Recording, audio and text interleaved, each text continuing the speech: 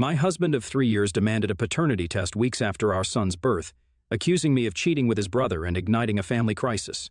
So I, 29 female, just gave birth about 3 weeks ago, and my son and I are currently living with my in-laws because of a horrible fight with my husband Michael, 32 male. Michael said that he wanted me to get a paternity test 2 weeks after our son was born because he suspected that the child was his brother's. For context, his brother Brian, 29, and I went to college together. Brian and I have been great friends ever since the first day of college, and incidentally, it was through Brian that I met my husband, so I can't understand why he's so insecure all of a sudden. My parents live in Iowa, and we went to college in Buffalo. Brian lived nearby, and he once invited me home because I had been feeling very homesick in my first year. That's how I met Michael for the first time. Michael and I exchanged numbers, but we didn't start talking until after I graduated college. We became friends, and after that, we started dating.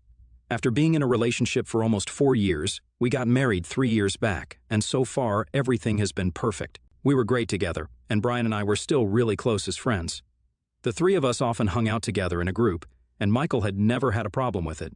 It was only after I entered the 8th month of my pregnancy that Michael started acting weird around us. He started distancing himself from me and spending more time at work. I chalked it up to him being nervous about the baby and tried to fix the situation by telling him that he would be a great father and that he had nothing to be nervous about. However, even that didn't seem to help, so I decided to focus on my health until the baby was born. I believed that after the baby was born, he would start acting normal again, but that didn't happen. He refused to spend any time with our son and always made up some excuse not to be around us.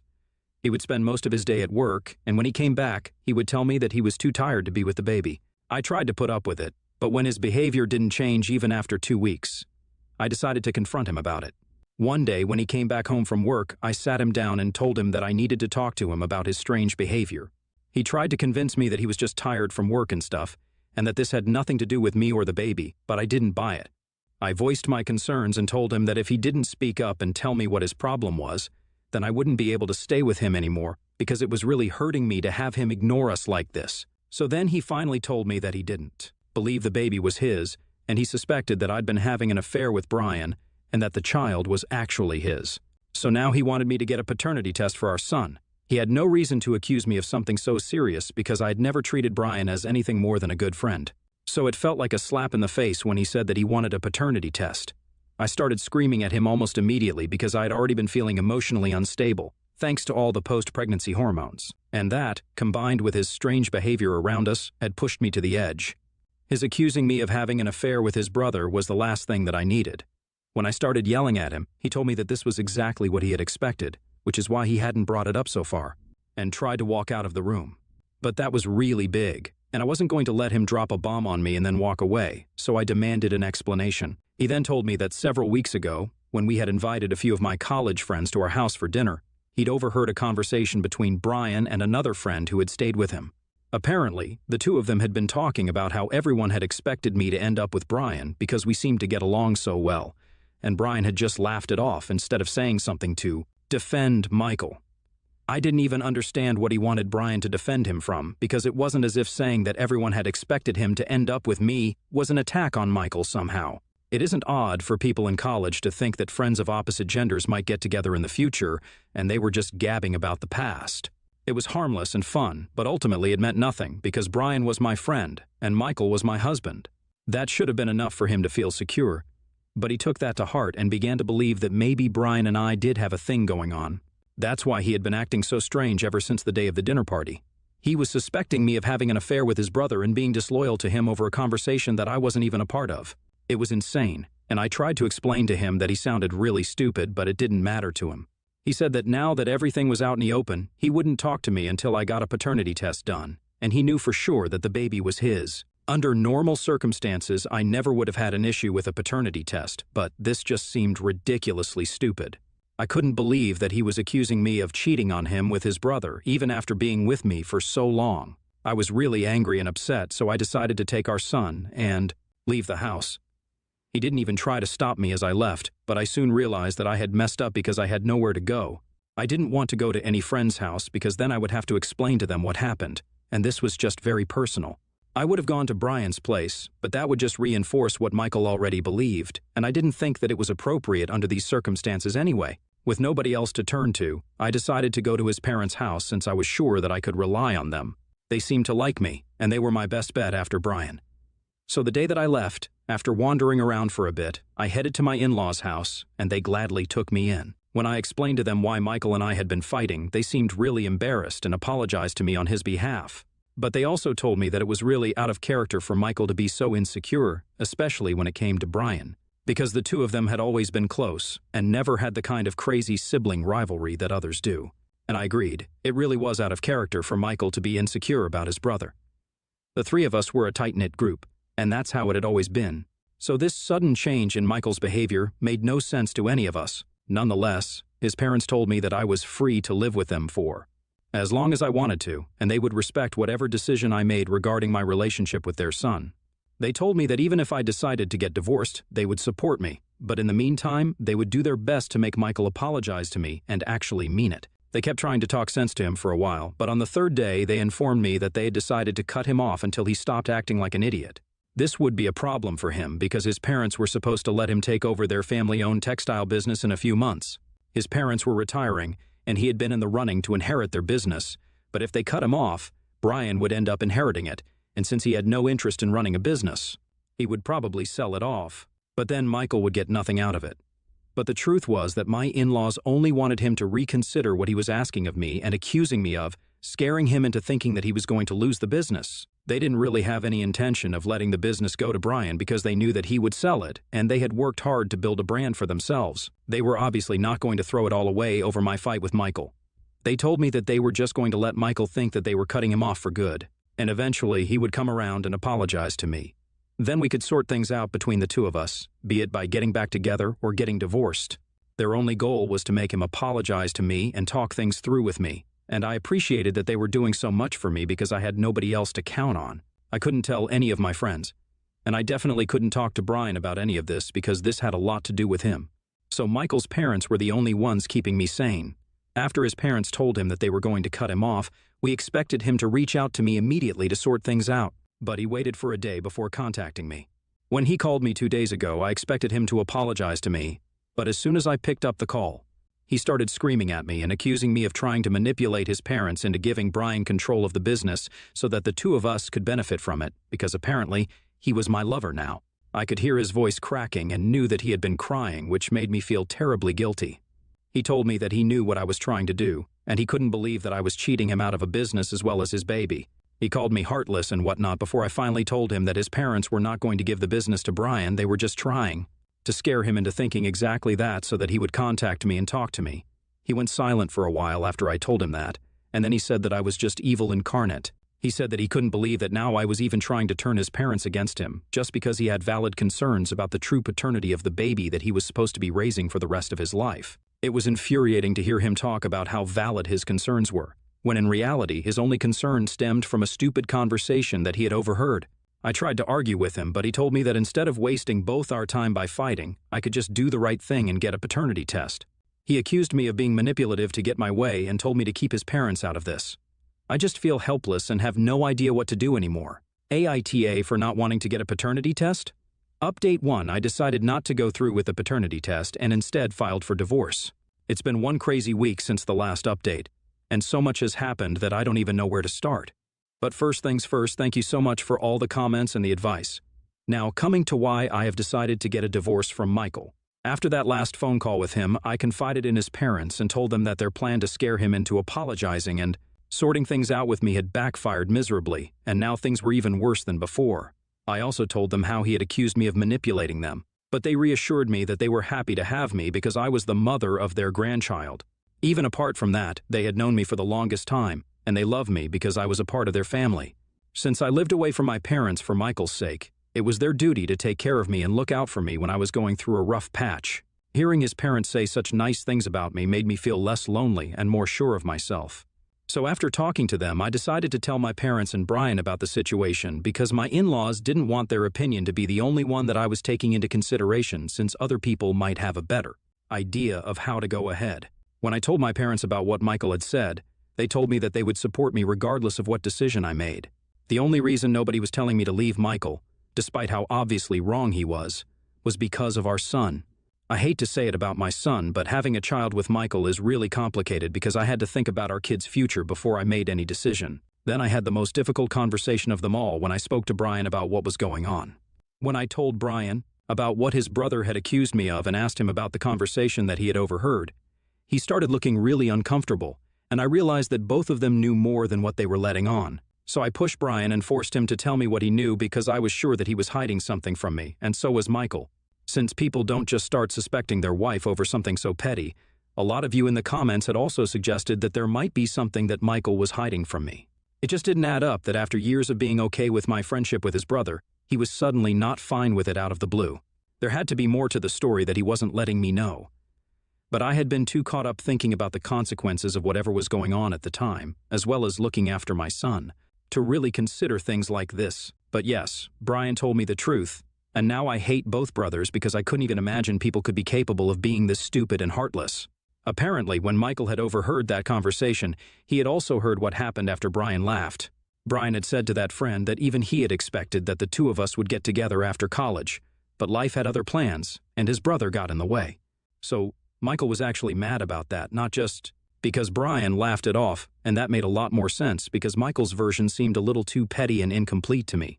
The reason I didn't find out about it until now was because Michael had promised his brother that he wasn't going to tell me what he heard that day. Brian had been discussing this with his friend in the backyard, and he hadn't seen Michael standing around. But as soon as he heard what Brian had said, Michael went up to him and confronted him about it. That friend went back into the house, but even he didn't tell me anything later on, which I can forgive because he and I are not as close as I am to the others. Obviously, when Michael confronted Brian and asked him what he had meant when he said that he had expected me to get with him after college, Brian ended up confessing that he had feelings for me and had been waiting for us to graduate so he could ask me out. He knew that I had a strict no-dating policy until I graduated, but I ended up getting together with Michael instead, and that had been his first heartbreak. But he dealt with it somehow and tried not to let it show because he wanted us to be happy. And I have to say, he did a pretty good job because for so many years, I never had a clue that he had feelings for me. And neither did Michael. Brian was the one who begged Michael not to tell me about it because that would ruin our friendship, and he didn't want that to happen. So Michael stayed true to his word and didn't tell me about what Brian had said that day. But Michael still had second thoughts about me and my relationship with Brian and began to suspect me. He knew that even if we did have a thing together, asking Brian would lead nowhere because he would just lie to him and get away with it. My guess is that he started getting paranoid after the day of the party, but since he had already promised Brian that he wouldn't bring it up with me, he just started distancing himself from us altogether. And over time, the paranoia just got worse, which is why he started accusing me of absurd things and demanding a paternity test for no reason. I'm guessing at what happened, but I don't know what exactly was going on in Michael's mind for the past couple of weeks ever since he found out about Brian and his feelings towards me. Regardless of what he was thinking, it was ridiculous of him, and I was not going to stand for it. It made no sense to me that he would rather cover for his brother than just talk to me and clear the air with all of us. It's actually crazy, and I can't think of one rational, logical explanation for any of this. Getting a divorce was the only option that I had because it had become very clear to me that there was no going back from here. I'm not talking to Brian anymore, but I'm still living with his parents, who have been kind enough to let me stay with them and even get me a lawyer because it's their kids who got me into this mess, and they feel responsible for everything that's happening to me. They have been really supportive and helpful, and I couldn't be more thankful that I have such great in-laws. People like this are truly rare to come by. I have filed for a divorce, and soon enough, Michael will be served. He and I haven't spoken since that phone call where he told me that getting a paternity test is the only way out of this. I guess he hadn't counted on me to file for divorce because I hadn't brought it up since, at the time, I still believed that we could work past this. But that was stupid of me. There is no way we can work this out. He's being insane right now, and I don't think that's the kind of energy that I need around me as a new mom still struggling to adjust to life with a baby. If he would rather cover for his brother and make me the bad guy by suspecting me of cheating on him with Brian, instead of just doing the normal thing and talking about it, then I don't think he deserves to be a husband or a father. He can stick to being a good brother and a good son. I'll handle the rest since our family doesn't mean as much to him as the one he was born into. Update 2. Hi guys. So, Michael was served with the divorce papers today, and he didn't see it coming. I have no clue why. He called me and asked me if I was really going to separate from him, rather than just taking the easy way out and getting a paternity test done. So I told him that I knew exactly why he was upset because I'd spoken to Brian, and he had told me the truth. I told him that he was acting insane by covering for Brian instead of being transparent with me and telling me exactly why he was suspecting me. He replied, saying that he had promised Brian that he wouldn't tell me because that would ruin our friendship. And when I asked him if keeping that promise was worth ruining our marriage, he said that it was, because apparently he believed that he owed this to Brian. But he couldn't just shake off the feeling that something was going on between us. He said that he couldn't talk to Brian about it since he didn't think he'd get the truth from him. Because the guy had been hiding his feelings from everyone for so long, it was unlikely that he would be honest now. And neither could he talk to me since he had made a promise, so he started overthinking stuff. And that's how he ended up having a total meltdown on the day that I confronted him and demanded a paternity test to confirm if the baby was his. He said that my reaction just made him feel worse, and he started believing that I actually had been having an affair because if I didn't have anything to hide, then I would just have gotten the paternity test done. I tried to explain to him that this wasn't about me wanting to hide the truth, but rather because of how insulting it was to me that he didn't trust me and was suspecting me of something so awful.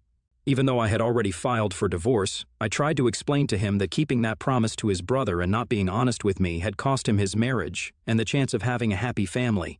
He was also not even speaking to Brian anymore, so what was the point of all that? But Michael was not ready to listen to sense and kept insisting that this was somehow my fault for not getting that test done when I still had time.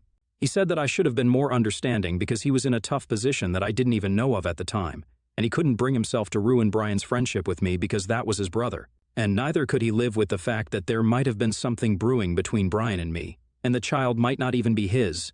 He said that I should have realized there was a lot going on and at least tried to alleviate his worries by getting the paternity test done instead of making such a huge deal about it. It was an extremely frustrating conversation, and after a while, I gave up trying to make him see my side of things.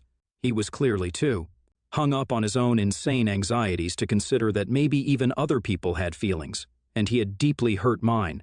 To him, some promise that he made to his brother was far more important than his wife and child, and yet he suspected this same brother to be the father of his kid.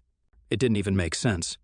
And even while I'm typing this out, I feel like I'm going to cry because of how ridiculous this situation is. If I'm being honest, I think there might be something wrong with Michael, because I can't think of any sane human being acting out like this. If I were in his place and I suspected that Brian had feelings for me, I would never have made any promises because my family would be my #1 priority. And by family, I don't mean my brother, but the family that I chose for myself, my wife, and my son. And even if I did promise my brother that I wouldn't ruin his relationship with my wife, I still wouldn't let myself go crazy and end up accusing my wife of cheating on me just because I was insecure. The fact that he wanted a paternity test only because he suspected me completely based on his feelings, with nothing to substantiate his fears, is what makes it even worse. Even today, the conversation that we had was completely based on what he was feeling at the moment, and he didn't even seem to care about the fact that this marriage had 2 people in it, and a divorce was going to affect both of us, not just him. He also didn't ask about our son and how he was doing, which was very upsetting because when all of this is over, my son might not have a father figure in his life through no fault of his own. It's these 2 brothers who messed up, and for some reason, the universe is punishing me and my son for it. It isn't fair, and most of it doesn't even make sense, really. But it is what it is. My parents are flying down in a couple of days to meet me because things are getting really awful. Michael's parents are still not speaking to either of their sons, and they have started to consider cutting both of them off permanently because they find all of this incredibly disappointing. They're considering letting one of their employees take over the business instead of Michael. I definitely think they should cut Michael off, but I don't know about Brian.